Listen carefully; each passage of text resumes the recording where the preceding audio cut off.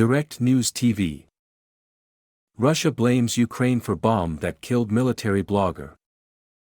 Russian authorities blamed Ukrainian intelligence agencies on Monday for orchestrating a bombing at a St. Petersburg cafe that killed a Russian military blogger who fervently supported Moscow's invasion of Ukraine, and they arrested a suspect. Ukrainian authorities did not directly respond to the accusation, but President Volodymyr Zelensky said in reference to the attack that he doesn't think about events in Russia, and a senior Ukrainian official earlier described the bombing as part of Russia's internal turmoil. Vladlen Tatarsky, 40, was killed Sunday as he led a discussion at the cafe on the banks of the Neva River in the historic heart of Russia's second-largest city, officials said. Tatarsky, who had filed regular reports from the front lines in Ukraine, was the pen name for Maxim Fomin. He had accumulated more than 560,000 followers on his Telegram messaging app channel. The bombing, which also wounded more than 30 other people, was the latest attack inside Russia on a high-profile pro-war figure. Last year, a nationalist TV commentator was assassinated when a bomb exploded in her SUV outside Moscow. Investigators said they believe the bomb at the cafe was hidden in a bust of Tatarsky that a member of the audience gave him just before the explosion. A video showed him joking as he removed a wrapper to reveal the gold-colored bust of a man wearing a helmet. "What a handsome guy." Russian authorities announced the arrest of Daria Trapova, a 26-year-old St. Petersburg resident seen on video presenting Tatarsky with the bust, and classified the case as an act of terrorism. Police had detained Trapova for participating in a rally against the war on February 24, 2022, the day of the invasion, and she spent 10 days in jail. Designating the case as a terrorist act gives authorities more power to pursue their investigation, increases the maximum punishment and limits the rights of suspects. The Interior Ministry released a video showing Trapova telling a police officer that she brought the statuette that exploded to the cafe. When asked who gave it to her, she said she would explain it later. The circumstances under which Trapova spoke were unclear, including whether she was under duress. According to Russian media reports, Trapova told investigators she was asked to deliver the bust, but didn't know what was inside it. The National Anti-Terrorist Committee, which coordinates counter-terrorism operations, said the bombing was planned by Ukrainian special services, noting Trapova was an active supporter of imprisoned Russian opposition leader Alexei Navalny. Navalny, the Kremlin's fiercest foe who had exposed official corruption and organized massive anti-government protests, is serving a 9-year fraud sentence that he has denounced as a political vendetta. Navalny associate Ivan Zhdanov warned that authorities could use the claim of involvement by political opponents as a pretext to extend his prison term. He also charged that Russian security agencies could be behind the explosion to cast Navalny's supporters as an internal enemy. According to Russian media reports, police tracked down Trapova using surveillance cameras, although she reportedly cut her long blonde hair short to change her look and moved to a different apartment in an apparent attempt to escape.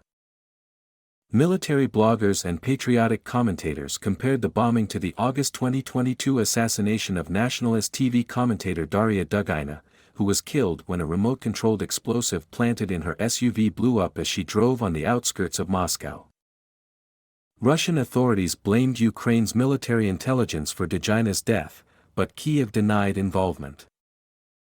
Kremlin spokesman Dmitry Peskov said the attacks on Dugina and Tatarsky proved that Moscow was justified in launching what it describes as the special military operation in Ukraine. Moscow has offered a series of explanations for the invasion, denounced by Ukraine and the West as an unprovoked act of aggression, while providing little if any evidence for the charges. Russia has faced the Kyiv regime, which has supported terrorist activities, Peskov said in a conference call with reporters. That is why the special military operation is being conducted.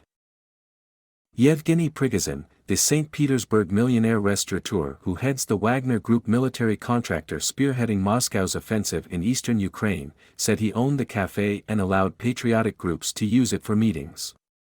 He said he doubts the involvement of Ukrainian authorities in the bombing, saying it was likely launched by a group of radicals unrelated to the government in Kyiv.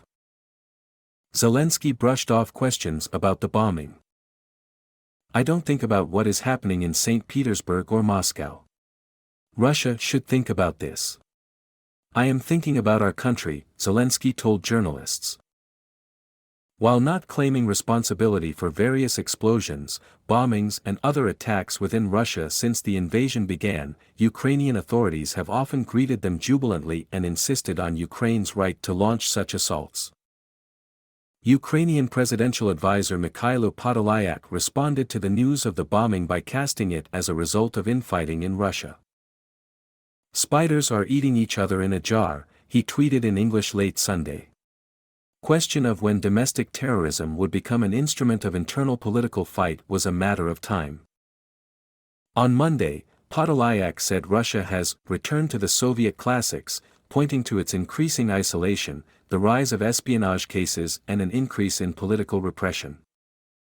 Last week, Russia's security service announced the arrest of American reporter Evan Gershkovich on spying charges, the first time a U.S. correspondent has been detained on such accusations since the Cold War.